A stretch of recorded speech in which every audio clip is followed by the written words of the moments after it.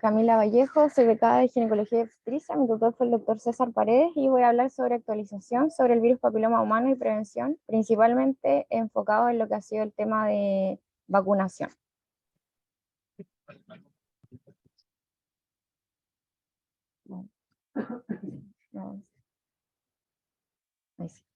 Bueno, en cuanto a la epidemiología, el virus papiloma, la importancia del virus papiloma humano radica en realidad en su asociación con el cáncer cervicuterino, el cual es la cuarta causa principal de muerte por cáncer en mujeres a nivel mundial.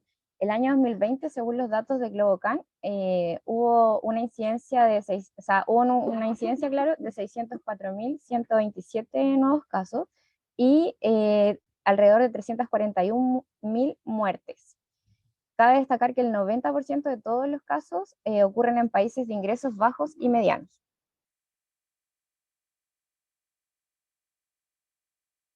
Bueno, este gráfico en el fondo evidencia cómo se distribuye la incidencia y la mortalidad por cáncer cervicuterino en el mundo, siendo mayor en países de ingresos medianos y bajos. Esto es importante ya que se estima que cada 2 minutos muere una mujer por cáncer de cuello en el mundo, por lo tanto es un importante problema de salud pública. En Chile, el año 2020 hubo una incidencia de aproximadamente 1.500 casos nuevos, con una mortalidad de 800 casos. Se estima que en nuestro país mueren 2 mujeres al día por cáncer cervicuterino. Este es un gráfico que muestra que en el 2020 menos del 25% de los países de ingresos bajos y menos del 30% de los países de ingresos medianos bajos habían introducido la vacuna contra el virus papiloma en sus programas nacionales de inmunización. Pero en los países de ingresos altos más del 85% sí lo había hecho, por lo tanto eso puede un poco justificar la brecha de inequidad que hay en cuanto a la mortalidad y a la incidencia de cáncer cervicuterino. Lo mismo para los programas de detección del cáncer cervicuterino. Países con ingresos más altos tienen mayor cobertura en cuanto a detección, no así los países de ingresos medianos bajos y de ingresos bajos. Bueno, el virus papiloma humano es la ITS más frecuente en el mundo, es de la familia Papillomaviridae. Es un virus DNA circular de doble cadena, no envuelto, con un diámetro que va entre 50 y 60 nanómetros y existen más de 200 genotipos descritos. En cuanto a la estructura del virus papiloma, este es el virus papiloma 16, que es uno de los que más se asocia a cáncer cervicuterino. La estructura está compuesta por proteínas tempranas, que son estas proteínas E, que van a participar como algunas en la transformación neoplásica del virus y otras en la replicación del genoma viral, y las L1 y L2 que son proteínas estructurales, y de estas principalmente la L1 es de las que se han desarrollado las vacunas. En cuanto a los genotipos del virus papiloma, tenemos genotipos que son de alto y bajo riesgo. Dentro de los de alto riesgo, el 16 y el 18 son responsables del 70% de los cánceres de cuello uterino. Por lo tanto, las vacunas, igual que se han implementado, todas tienen cobertura para esos genotipos. Y estos genotipos de alto riesgo son los que van a desarrollar cáncer. También tenemos genotipos de bajo riesgo, que son el 6 y el 11, que están implicados en la aparición de verrugas genitales. Bueno, el virus papiloma no solamente va a provocar cáncer de cuello, sino que este es un virus que se replica en un epitelio escamoso estratificado, por lo tanto puede desarrollar cáncer en otras partes del cuerpo, como son el cáncer de ano, pene, vagina, vulva y de orofaringe, que en porcentajes no menores. Estos son los porcentajes que son atribuibles al virus papiloma humano. Acá se puede ver de los cánceres que mencioné recientemente, qué porcentajes son atribuibles al genotipo 16 y 18, que aquí se ve que en realidad es un porcentaje no menor. En cuanto a los factores de riesgo del cáncer cervicuterino, se ha visto que están implicados principalmente la infección persistente por virus papilomas de alto riesgo, la edad temprana de inicio de actividad sexual, múltiples parejas sexuales o tener una pareja sexual de alto riesgo, inmunosuprimidos como pacientes trasplantados o el VIH. Las pacientes con VIH tienen 6 veces más riesgo de desarrollar cáncer cervicuterino que pacientes que no tienen esta condición. Antecedentes de infecciones de transmisión sexual, principalmente la clamidia, se asocia bastante al al cáncer de cuello, y antecedentes de displasia vulvar o vaginal por virus papiloma, y el tabaquismo. Es importante destacar que en cuanto al tabaquismo, el dejar de fumar también se ha asociado con una reducción del doble de riesgo.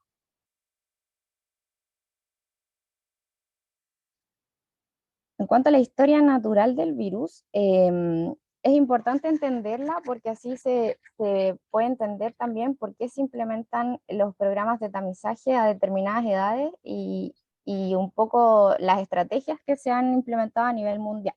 Bueno, el virus papiloma infecta las células epiteliales basales. La mayoría de las veces acá en la unión escamocolumnar afecta como estos epitelios de transición, eh, y ahí va a infectar entonces las células epiteliales basales. La verdad es que en un 90% de los casos este virus se va a eliminar en un plazo de 1 a 2 años. Si en ese tiempo no se ha eliminado, vamos a hablar de una infección persistente por virus papiloma humano.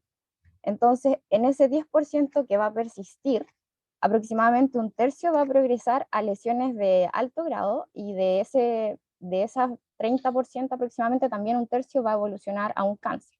Para que se desarrolle un cáncer tiene que pasar por lo menos 15 a 20 años desde la infección por virus papiloma. Entonces, acá, en el tiempo de infección, la prevalencia va a ser bastante más alta en pacientes que son menores a 20 años, o sea, cuando ya se inicia la actividad sexual. Por eso también es que las vacunas están enfocadas como a esa edad, ojalá antes, y también por eso no se recomiendan estrategias de tamizaje, ya sea con PAP o genotipificación del virus papiloma, porque es muy probable que un gran porcentaje de las pacientes sean portadoras del virus, pero recordemos que un 90% lo va a eliminar por sí solo. Bueno, el 2018, dada la importante carga global del cáncer cervicuterino y la creciente inequidad también que hay, la OMS hizo un llamado hacia la eliminación del cáncer de cuello, planteando una meta de una incidencia menor o igual a 4 por cada 100.000 mujeres al año, planteando esa meta como objetivo para hablar de eliminación del cáncer cervicuterino. Esta estrategia es la estrategia del 90-70-90, que en el fondo lo que se quiere lograr es que el 90% de las niñas vacunadas, o sea, tener al 90% de las niñas vacunadas contra el virus papiloma a los 15 años, que un 70% de las mujeres sean testeadas con un test de alto rendimiento, por lo menos a los 35 y 45 años, y que el 90% de las mujeres con cáncer cervicuterino reciban tratamiento. Bueno, esto un poco lo mismo, es la estrategia basada en la historia natural del virus, con enfoques en la prevención primaria, secundaria y terciaria. Bueno, entonces para prevención primaria lo que se han implementado son las vacunas. Estas vacunas se basan en partículas similares al virus a partir de la proteína estructural que es la L1. Todas las vacunas que se han desarrollado se dirigen contra el virus papiloma 16-18, que como dije anteriormente son responsables del 70% de los casos de cáncer cervicuterino. Se ha estudiado que los títulos de anticuerpos que se generan por las vacunas son mucho más altos que los que se generan por la infección natural. Incluso estos anticuerpos pueden ser estables a lo largo del tiempo, se ha estudiado que en un periodo de 11 a 12 años.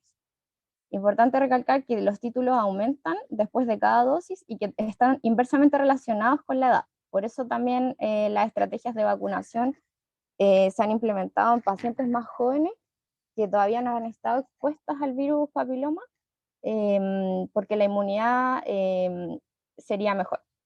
Y bueno, existen datos sólidos sobre su seguridad. En cuanto a las vacunas que se han desarrollado, entonces tenemos la bivalente, la Cervarix, que es del virus 16 y 18, la Gardasil, que es la tetravalente, que también tiene incorporado para el genotipo 6 y 11, que es el de las verrugas genitales, y la Gardasil 9, que daría, además de cubrir estos virus que provocan el 70% de los cánceres cervicuterinos, no, ampliaría la cobertura al 90% al tener además cobertura para 5 genotipos de alto riesgo. Recientemente se desarrolló otra vacuna que es bivalente, que es la vacuna Secolin, que se fue autorizada en China en el año 2020. En Chile, la verdad es que, bueno, estos son datos del 2022. La vacunación es bastante buena en nuestro país. Estas son estadísticas de lo que se ha implementado en la vacuna del VPH en niñas de 9 a 13 años, la vacuna que se administra en cuarto y quinto básico. Y la región del Maule está bastante bien en cuanto a cifras. En cuarto básico un 92,9% y en quinto básico un 77,9%. Así que vamos bien. Bueno, ¿y qué dice la evidencia actual de qué ha pasado con las vacunas? ¿Qué ha servido o no ha servido? Bueno, este es un review que se publicó este año en la Revista Internacional de Cáncer Ginecológico y un poco habla de que se han publicado varios ensayos clínicos randomizados de vacunación, principalmente en pacientes jóvenes de 15 a 26 años, donde dentro de los principales resultados se ha visto que, bueno, las vacunas no serían terapéuticas y no previenen la progresión de la infección que está presente al momento de vacunar. Se ha visto que pacientes que son negativas para virus papiloma de alto riesgo y que tienen entre 15 y 26 años, con evidencia de alta calidad, la vacuna reduciría el riesgo de desarrollar un NIE2, 3 y adenocarcinoma in situ asociados a virus papiloma 16 y 18. En cuanto al NIE3, perdón, por sí solo, se ha visto que hay una reducción del riesgo, incluso independiente del virus papiloma, que varía según el tipo de vacuna. Y las vacunas, la tetravalente, estaría implicada en mayor reducción del riesgo que una vacuna bivalente. Y para el adenocarcinoma in situ, igual se ha visto reducción del riesgo independiente del tipo de virus papiloma que haya provocado la lesión. En cuanto a lesiones cervicales en adolescentes y mujeres, independiente del virus papiloma, esto varía en los grupos de edad. Se ha visto que en pacientes de 15 a 26 años, o sea, más jóvenes, la vacuna reduciría el riesgo de NIE2 independiente del tipo de virus papiloma. Y en cuanto al NIE3, lo mismo, con las dos vacunas que se han estudiado, bivalente y tetravalente, también se reduce el riesgo. Ahora, para pacientes de 24 a 45 años que ya han estado expuestas al virus, hay evidencia moderada de que no habría una diferencia en el riesgo de NIE2 asociado al virus papiloma 16 y 18. No habría una diferencia clara en la disminución del riesgo. Este es un gráfico de un paper que se publicó en la New England la semana pasada, donde se puede ver eh, luego de 12 años, después de que se introdujo en el programa de vacunación en Estados Unidos la vacuna contra el VPH, que la infección por virus papiloma humano ha disminuido en un 88% en adolescentes de 14 a 19 años y un 81% en pacientes de 24 a 45 años. Por lo tanto, en realidad la vacuna sí ha sido muy efectiva al incorporarla en los programas de inmunización. ¿Qué dije? 2024, sí. 2024, sí.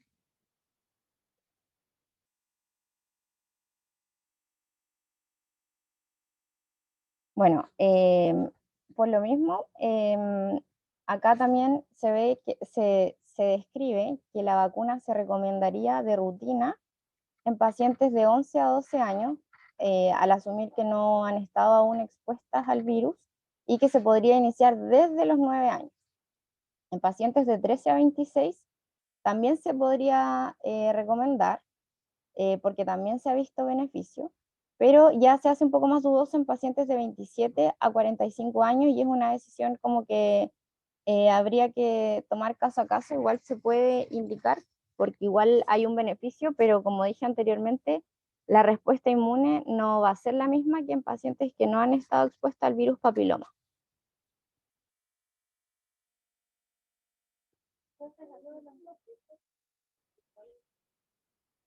Sí, bueno, la verdad es que en las dosis lo que se recomienda es que en pacientes de 9 a 14 años se administren 2 dosis separadas por un tiempo de 6 a 12 meses. Igual se ha estado estudiando el tiempo de separación, porque como se ha visto que el virus, como que la respuesta inmune es duradera, probablemente en el futuro igual salgan más estudios que evalúen si es que se puede prolongar la otra dosis. Y en pacientes mayor o igual a 15, en general se recomiendan 3 dosis.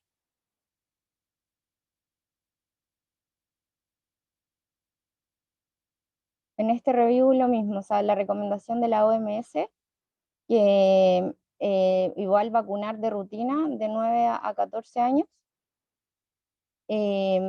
Y aquí se menciona la estrategia que se tiene que de ojalá cubrir el 90% en pacientes antes de los 15 años con la vacuna. Y las recomendaciones de la CDC, que son las mismas que leí recién.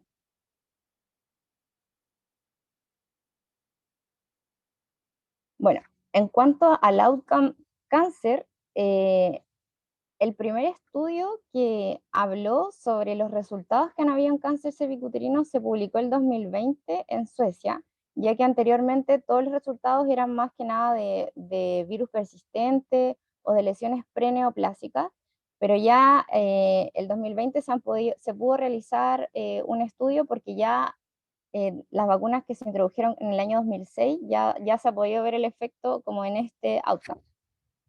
Entonces, en Suecia se publicó un estudio donde se utilizó registros de una población de 1.600.000 aproximadamente de niñas y mujeres entre 10 y 30 años que habían sido vacunadas desde el 2006 hasta el 2017.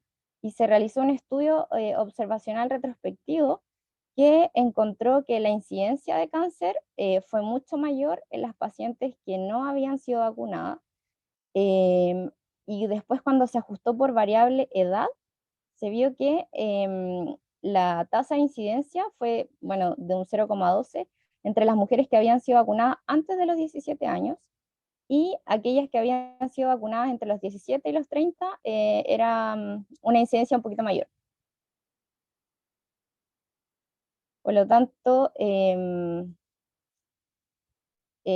acá en este gráfico se puede ver bastante mejor que esta línea sigue las pacientes no vacunadas, acá las pacientes que se vacunaron entre los 17 y los 30, y menos de 30, cómo varía la incidencia acumulada del cáncer cervicuterino. O sea, acá en realidad queda bastante bien graficado la utilidad que ha tenido la vacuna en reducir la incidencia de cáncer cervicuterino.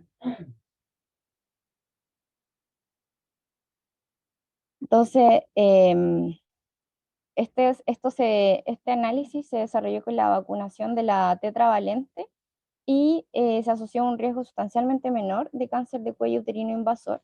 Y al estratificar por edad, entonces, la reducción de la incidencia fue más pronunciada en las mujeres que se vacunaban a una edad más temprana. En cuanto a las lesiones preinvasoras tratadas, hay algunos que señalan que habría un beneficio en vacunar a pacientes que se han tratado por lesiones preinvasoras. Buscando en la literatura, este es un metaanálisis donde se incluyeron 10 estudios, que en realidad eran entre tres que eran retrospectivos, 3 prospectivos, de estudios clínicos randomizados, con poblaciones bastante heterogéneas, pero lo que se pudo analizar de acá es que había una reducción del riesgo en el desarrollo de nuevas lesiones intraepiteliales de alto grado después de un tratamiento de un cono, en el fondo, en pacientes que habían sido vacunados. Sin embargo, esta revisión se ve que los estudios igual tuvieron bastantes deficiencias metodológicas, la población era súper heterogénea, así como los estudios, por lo tanto se necesitan más estudios prospectivos para poder confirmar esos datos.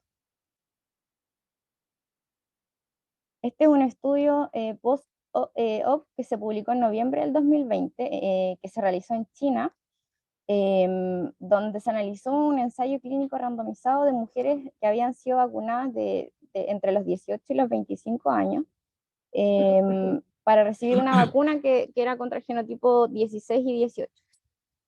Bueno, acá se vio que la vacuna no condujo a un clearance del virus más rápido y no tuvo ningún efecto sobre la infección persistente por el virus papiloma humano en estas pacientes.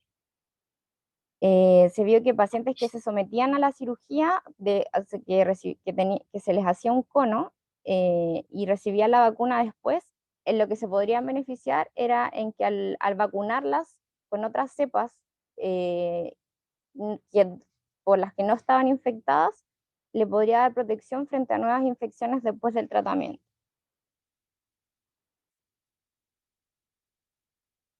Bueno, una, dos o tres dosis, la verdad es que esto lo pongo porque hay estudios hoy en día que hablan de que una dosis solita también tendría un beneficio en la población.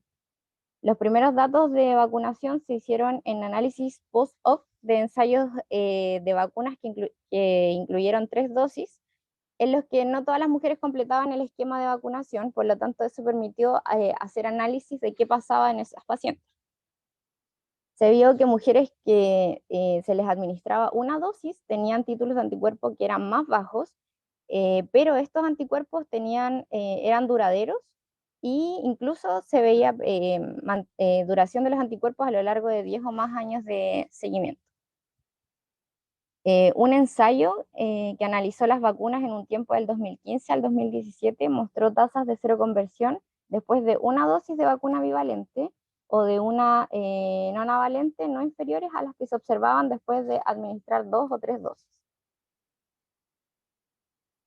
Y otro ensayo clínico randomizado evaluó también la dosis única en mujeres africanas jóvenes y se vio que la eficacia de la vacuna nonavalente en una dosis y de la bivalente también en una dosis fue alrededor de un 97,5% para prevenir la infección persistente por los genotipos de alto riesgo 16 y 18 en un periodo de 18 meses de seguimiento.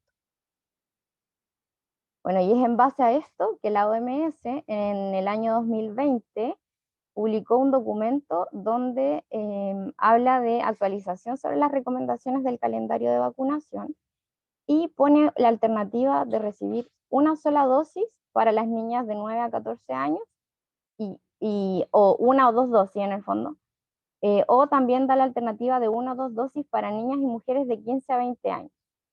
Y 2 dosis en un intervalo de 6 meses para mujeres que sean mayores a 21 años. Pacientes que sean inmunodeprimidos o con VIH tienen que recibir al menos 2 dosis y cuando sea posible 3.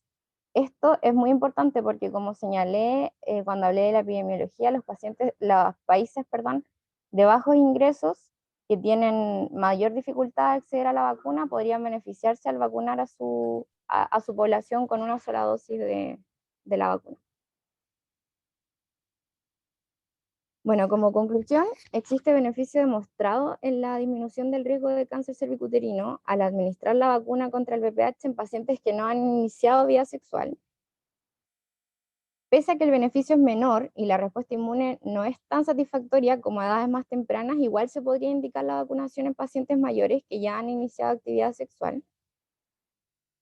Importante señalar que la vacuna no tiene un efecto terapéutico en la infección actual por el virus papiloma, pero se podría indicar en pacientes que son virus papiloma positivo, más que nada en disminuir el riesgo de infección por otros virus de alto riesgo que contiene la vacuna, por ejemplo la nonavalente que cubre 9 fenotipos. Todavía es controversial el tema de la vacunación en pacientes con lesiones preinvasoras, faltan estudios, pero se están diseñando actualmente estudios que van a evaluar eh, qué pasa en pacientes que se someten a cono, eh, cómo afecta la recurrencia de la infección y el momento de la administración, o sea, si tuvieran un beneficio antes de la cirugía, al momento de la cirugía o posterior a la cirugía. Y el esquema de una dosis podría contribuir a mejorar el acceso a la vacuna en países que son menos desarrollados y tienen más dificultad para acceder. Gracias.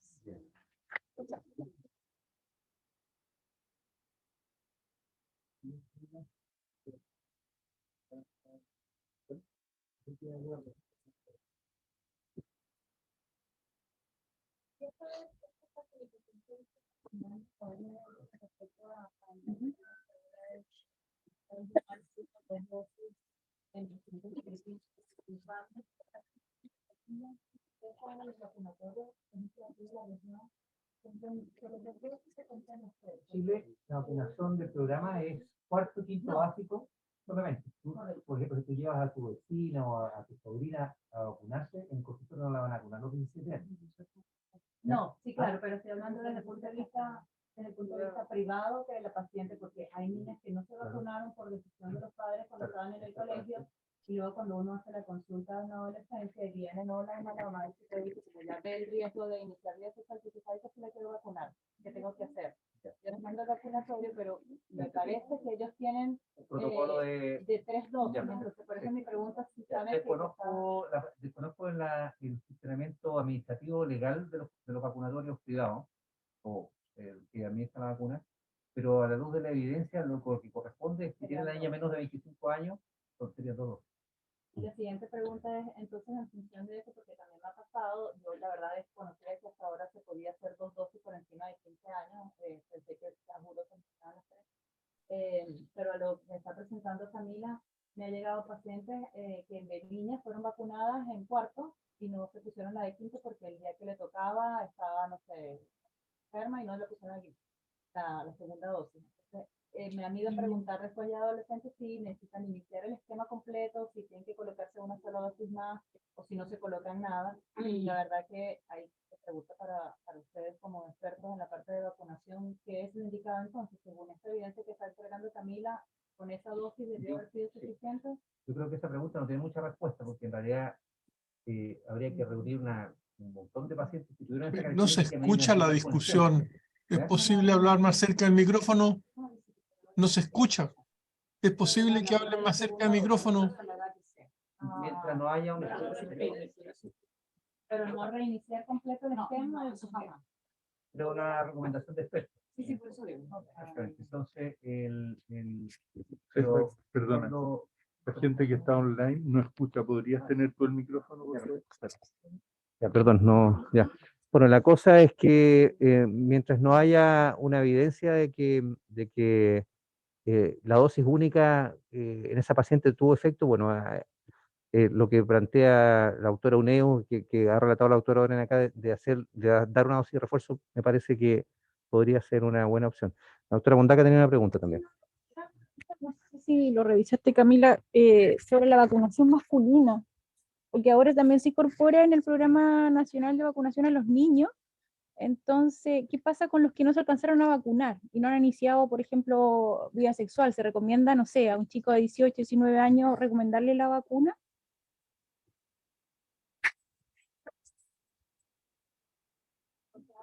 Claro, porque en el fondo es basado como el la vacuna igual les daría un riesgo de cáncer, los hombres cáncer de ano, cáncer de pene y de orofaringe y el desarrollo de...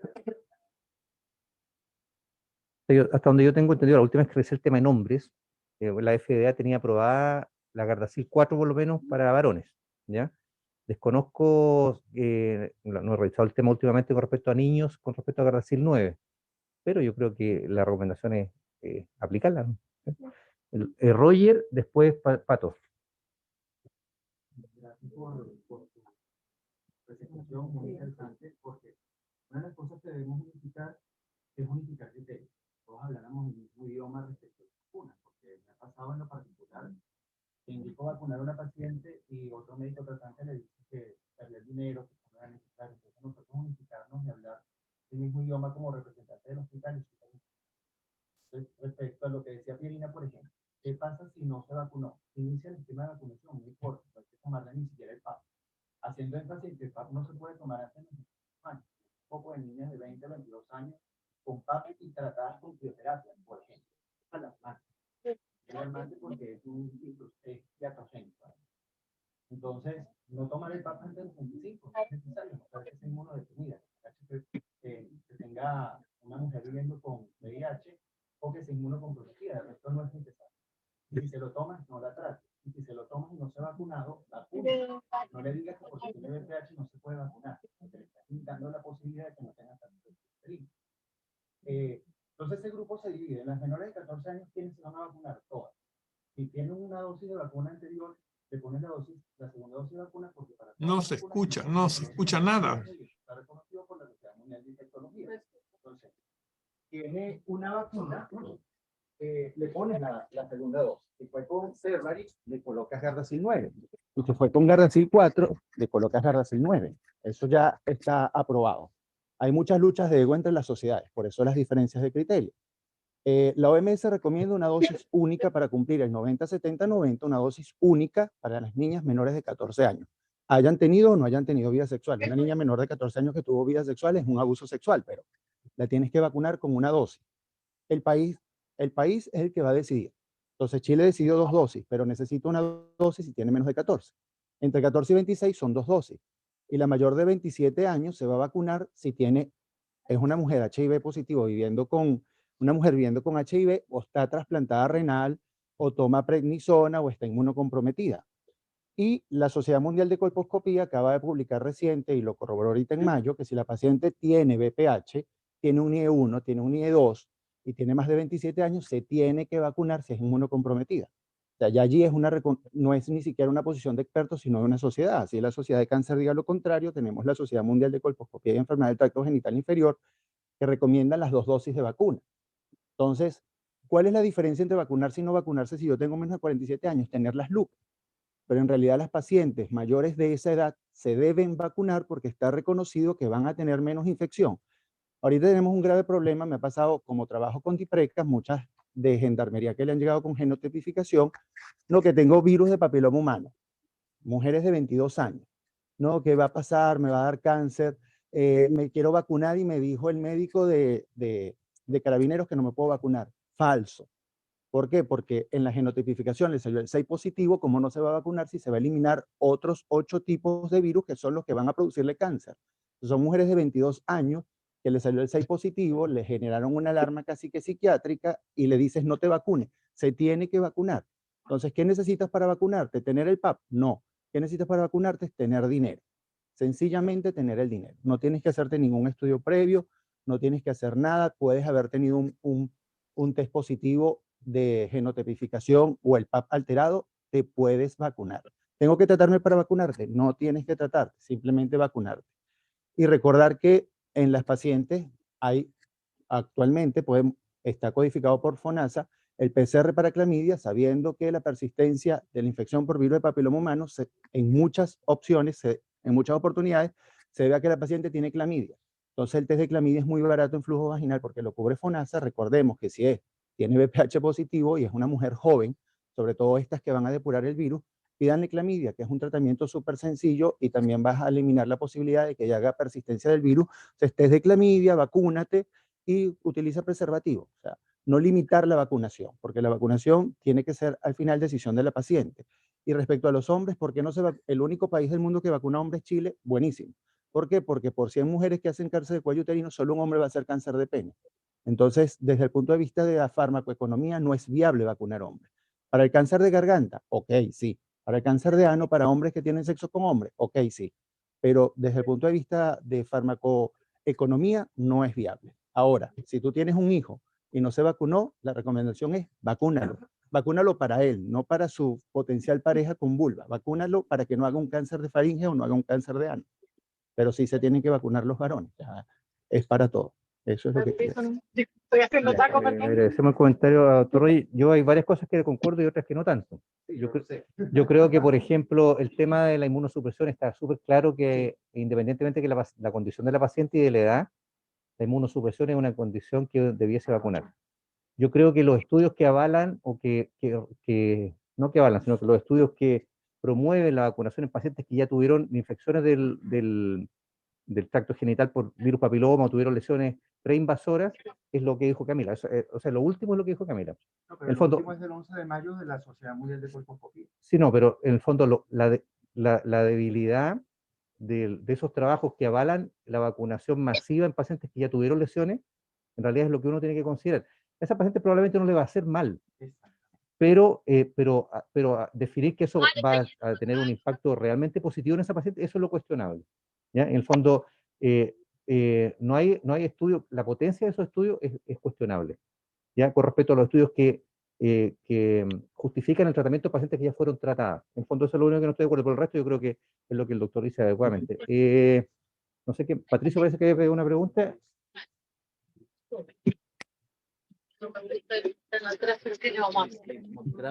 Lo que mostraban es que se mantenían los títulos de anticuerpos a los 10 años. Eso es por el tiempo de uso que lleva la vacuna y se espera que se mantengan esos títulos probablemente. La vez anterior iban en 7, ahora ya van en 10. Ya, o sea, es una cuestión de método más que... Y lo mismo el outcome de cáncer. Todos los primeros estudios se hicieron con outcome de lesión de alto grado, porque no había pasado tanto tiempo. O sea, habían 7, 8 años, entonces no podía ver outcome cáncer. Pero ahora salió este trabajo que ya pasó el suficiente tiempo desde la vacuna como para decir, en realidad estas niñas tuvieron menos cáncer. Antes el outcome era un outcome intermedio. Eso.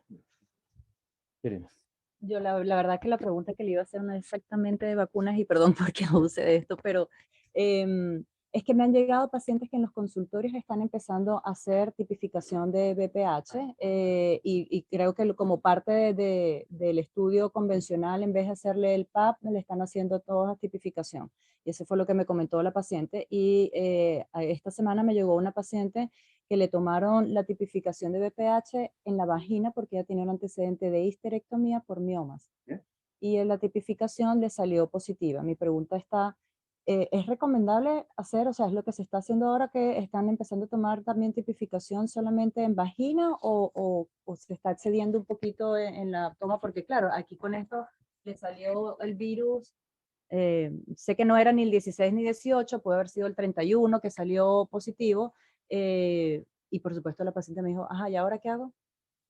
¿Tiene indicación de hacerle vaginoscopía? Bueno, en primer lugar, aclararle a los más jóvenes que la determinación viral por ningún motivo hay que hacerla antes de los 30 años. ¿Ya?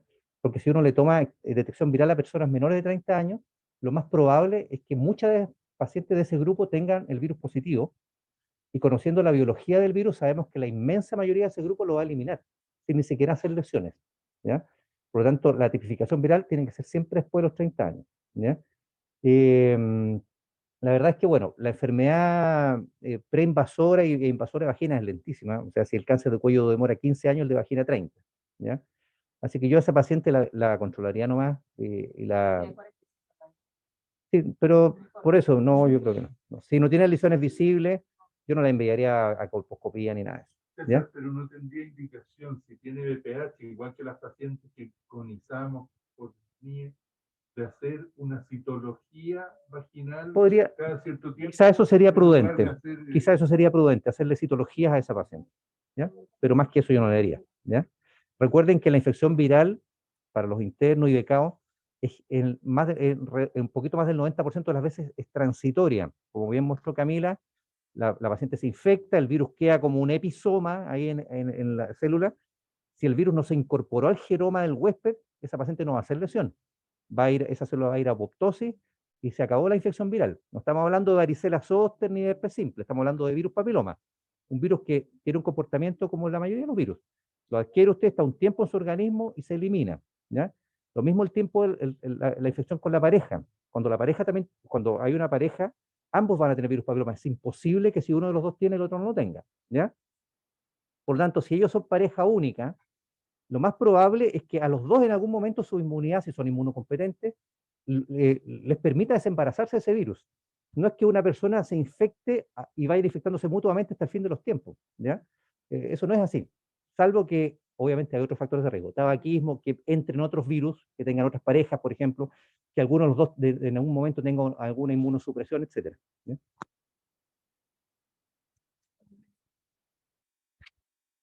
La pregunta en realidad es para usted, doctor. Si es que en la región, ¿cuáles son si usted sabe en realidad cuáles son el medio en el cual se hace la tipificación para el virus papiloma? Si es que están estandarizados, en el fondo es para saber, porque tengo entendido yo que dentro de los actuales es en en base a ADN por COVAS 4800, pero no sé cuál es la técnica que se utiliza acá en la región en realidad. Porque la verdad es que a nosotros se nos produjo un problema con esto de la tipificación viral, porque no, de partida nosotros como prestadores finales de la cadena de patología cervical, que somos los que hacemos la colposcopía y tomamos la biopsia, por lo menos a mí nadie me avisó que iban a empezar a tomar HPV en los consultorios, nadie. De repente, no sé si fue un piloto, la verdad es que nadie me ha podido aclarar bien eso, ni siquiera el doctor Leiva. ¿Ya? No, pero a mí nadie me lo mostró. Ya. Hace 2 años ¿Ya? hicimos una reunión clínica ¿Ya? donde el doctor Omar Nazal, ¿Ya? contacto con Sí, sí, pero presentó que esa era la estrategia. pero que se iba a hacer piloto en algunos consultorios. A mí nunca me llegó ese piloto. A partir del 21. Sí. Dieron 2 noticias. Sí. En la sociedad chilena hubo una reunión también el 21, donde el colega que dirigía la reunión nos comunicó el código de FONASA que tiene la tipificación viral, pese a lo cual ningún laboratorio privado acepta FONASA. Sí. Y el segundo fue que en APS se iba a implementar como esquema universal, compartiendo con citología un periodo Sí. de transición. Yo me acuerdo de esa declaración de Omar, pero que después no se verificó en la práctica, porque acá creo que partieron 2 o 3 consultorios, fueron un grupito muy chico de consultorios, y que después se les acabó el kit, la cantidad de kit que les habían enviado, y después desapareció, y ahora de pronto, de algunos consultorios que la verdad es que no tengo claridad de cuáles son, me llegan algunas pacientes con HPV y el resto no tienen. ¿Roger? Lo que pasa es que los 2 programas, la pesquisa de clamidia y la tipificación comenzó en la pandemia, por eso no se ha masificado, pero ya en los consultorios, todos en la comunidad, en la zona, en la región, están tomando el test de genotipificación. Entonces le toman, sí, Papa Nicolau y genotipificación. Si sale negativo, la pesquisa es en 5 años, pero no se toma solamente genotipificación. A todas van con PAP. ¿Okay? Eso que es el esquema que están utilizando los americanos.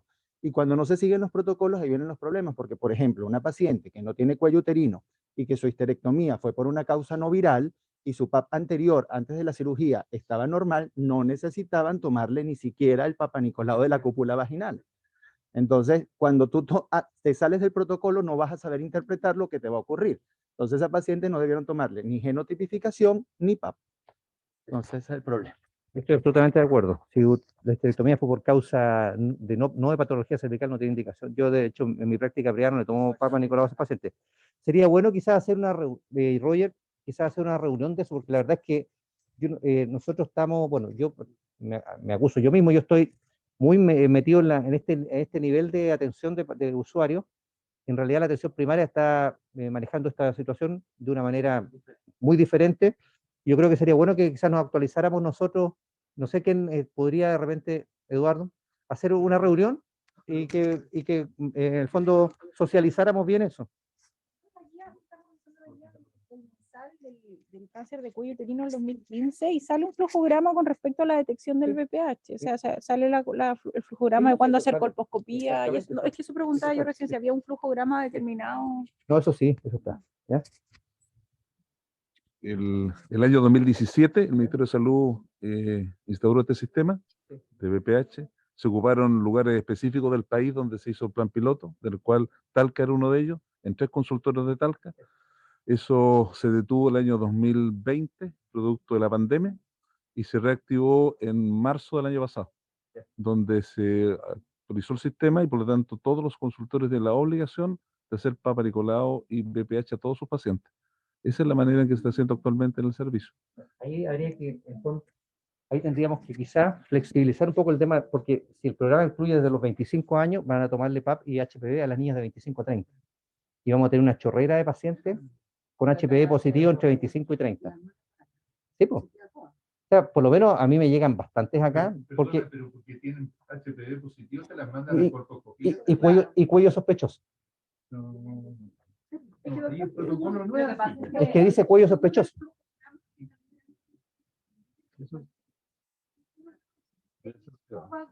Sí. Y si no, se agrega que tiene un cuello sospechoso. O sea, yo te digo, ayer con los internos vimos 2 o 3 pacientes, de las cuales 2 tenían, en patología cervical, 2 tenían derivación exclusivamente por cuello sospechoso y con citología normal. Entonces, es un recurso, bueno, que está complicado, y yo creo que tenemos que, o sea, no basta con que lo conversemos acá, yo creo que deberíamos quizás hacer una instancia entre la atención primaria y nosotros para unificar, como dice Roger, yo creo que en la medida que nos ponemos de acuerdo, eso va en beneficio de los pacientes. Pero no olvide que si es una normativa que, como dice el doctor, es nacional, y la indicación nacional que le están dando las matronas en la atención primaria es que tienen que tomar el HPV a todas las pacientes, se lo van a tomar independientemente de lo que si nosotros sale le digamos. positivo va colposcopía, o sea, esa derivación va a seguir siendo así. Sí, porque es una Independiente de lo que normativa nosotros le digamos. nacional. Entonces ya ahí... Pero yo creo que no perdemos nada en socializarlo y tratar de ponernos de acuerdo en lo que se pueda. Sí, yo creo que deberíamos hacer el esfuerzo, como tú dices, de colocarnos de acuerdo, porque a nivel local, el programa regional puede dar recomendaciones para el manejo Obviamente. de esa situación. Pero fíjate que yo creo que hay que tener cuidado con la maximizar, no me acuerdo cómo es la palabra, pero maximizar el uso adecuado de los recursos. Nos ha tocado, compartimos una paciente con Ramiro la semana pasada, donde una paciente tenía un cáncer de cuello visible, le tomamos la biopsia pertinente, la derivamos a su centro primario de salud, y la matrona le dijo que tenía que tomarle un Papa Nicolau, que no podía mandarla sin más. Yo creo que hay que darle una vuelta a eso. Bueno, afortunadamente conversamos con el patólogo y tuvo la biopsia rápido y saltamos ese problema, pero... Bueno, yo creo que ya por en virtud de la hora, agradecerle a todos sus comentarios. Yo creo que este tema es súper interesante de analizar, y además Camila lo presentó de una manera muy atractiva que permitió esta discusión. Así que en primer lugar agradecerle a usted, doctora. Y bueno, y quedamos abiertos a esta reunión que ojalá que se pueda concretar en algún momento. Gracias a todos por la asistencia. Sí, y mañana